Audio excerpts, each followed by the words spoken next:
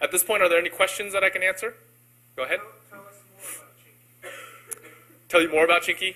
Well, okay. I have a few things that I was trying to do with the character. One was I really wanted to take things that I found in modern media and pair them up with this really old school racist imagery that we would generally, as modern Americans, recognize as racist. The Cousin Chinky storyline. This is by far the most controversial part of the book. This book was published in September of 2006. A couple months before that, my publisher sent out review copies to all these different independent bookstores all over the nation. There were several Asian American bookstores that refused to carry the book after flipping through it and seeing this particular storyline. Now, they changed their minds after they actually read the book, but I wanted to talk a little bit about where this character came from before I do the reading. I got married in the year 2000. Actually, let me not do this yet. I got married in the year 2000. A couple months before I got married, I went back to my parents' house and I cleaned out my old childhood bedroom. Now, if you were to look at that bedroom today, you would not think that I ever cleaned it out, but I swear I did. While I was cleaning out this bedroom, I came across this notebook that I kept when I was little. So when I was like in 2nd or 3rd grade, I kept this notebook of all these silly little like writings and drawings and that sort of thing. This is the table of contents for that book. Here is an example of one of the cartoons I did in this book. It has 2 horses. One horse asks the other one, "Can a horse fly?" And the second one says, "No." And then above them, a horsefly, which kind of looks like a little horse with wings, says, "How dumb horses are these days." Now, in this notebook, I found this particular cartoon. Oops, not this. This is silly poems. I think back then I thought a poem was a sentence where every word started with the same letter. But I found this particular cartoon. And obviously I thought it was funny because I labeled it funny pictures at the top. Right? In case you can't see what it's saying, there are 2 characters here. The top one is a slant-eyed buck-toothed character in really traditional Chinese dress saying, "Me Chinese, me play joke, me go pee-pee in your Coke." And at the bottom is a blonde kid spitting out his Coke. Now, when I saw this picture as an adult, I started to wonder. I didn't really remember drawing it. Right? I remembered keeping the notebook. I did not remember drawing this particular drawing. So my adult self wondered, did my 2nd or 3rd grade self understand that that joke at the top of the page was directed at me? You know, I must have heard that on the playground somewhere, but I wondered, did I think of myself as that character at the top of the page?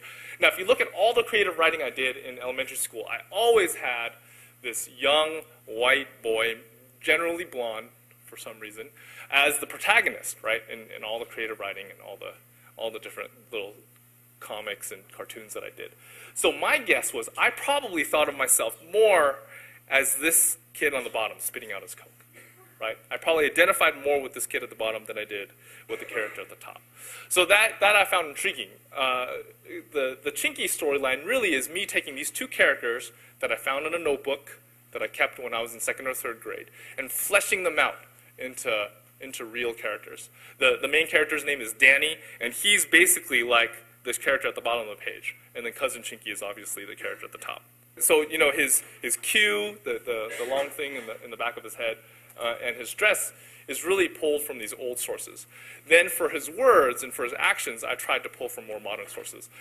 So it's sort of my way of putting all these stereotypes that have bothered me for so long, sticking them in a book, and then taking his head off. And it's also to explicitly connect modern words and actions with old imagery. You know what I mean? I just feel like maybe America doesn't recognize the Pat Oliphant cartoon, William Hung, as drawing from racist roots because they're not dressed up in cues. Because they're not dressed up in cues and their faces aren't bright yellow. So by giving it a bright yellow face and putting it in a cue, I wanted to point to its origins. I've gotten a few different reactions to Cousin Chinky. One is folks will come up and say, you know, those chapters were really difficult for me to read. It made me really uncomfortable, and I think that's kind of what I was going for. And then other folks will say, you know, I found those chapters really funny, but I felt weird laughing. Adam. I mean, racism is a source of humor, and I think it can be a source of humor in two really distinct ways. I think one is we can see those racist ideas as funny because they're so ridiculous, and another way is we can think that racism is funny because it's true, because we think it's true, right?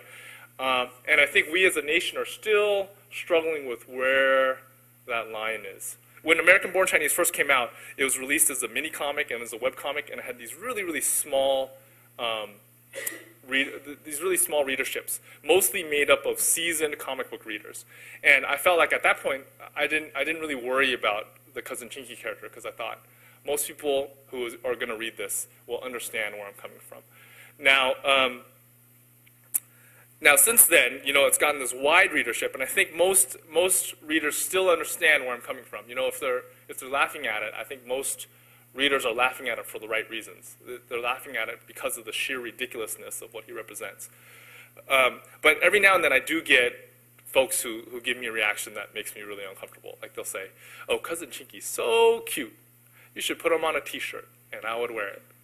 Things like that make me really uncomfortable. And I've thought that if I had known at the time that it would have such a wide readership, I would have tried to make Chinky a little bit more monstrous, to sort of emphasize that he's actually meant to be extreme. When I looked into doing my own adaptation of the Monkey King, I looked around at what was there, and I realized that in Asia, there are tons and tons and tons of Monkey King adaptations. Almost any cartoonist worth his or her salt working in Japan or China or Korea has done something with the Monkey King. Like Osamu Tezuka, the god of manga, has done his own version of the Monkey King, and I just got really intimidated. I thought, what could I do? What could I add to this body of comics work that is already dealing with the Monkey King?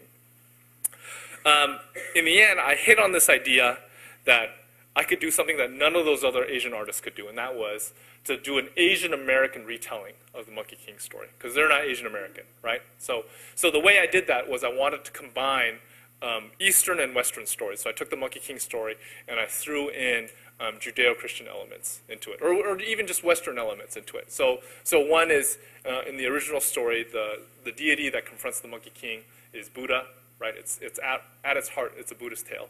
And I took the role that was originally given to Buddha and I gave it to like a Chinese-ified version of the Judeo-Christian God. And the words that come out of his mouth are paraphrases from the Psalms. The second way is, in the original, it was the Buddhist goddess of mercy that comes and talks to the monk. And I gave that role to these four figures called the ox, the eagle, the human, and the lion, which within Christian thought are considered to be, they're from the book of Revelation, and they're considered to be considered to be symbols of the four Gospels. But what I've been told is that they're actually much deeper than that. They actually, their roots date back to Western pagan literature that predates the Bible. So they're deeply, deeply Western figures. So I wanted to take Western and Eastern and mash them into one, because I feel like that's what Asian Americans are. The second, for the chops, those chops are sort of indications of what storyline you're in. So there's 3 different chops that are used throughout the story, and they're written in this really old school Chinese. At least that's what the chop maker told me. He could have just been making it up, and I would have no idea. But I went to San Francisco Chinatown to get those made. And the last story with the Backdorn Boys, I think the Backdorn Boys is a YouTube phenomenon. I think they offer a really good contrast to William Hung. Both the Backdorn Boys and William Hung are these Asians and Asian Americans interacting with pop culture. But from my view, it seems like William Hung was being used by American pop culture to be funny. And the Backdorn Boys were using American pop culture to be funny.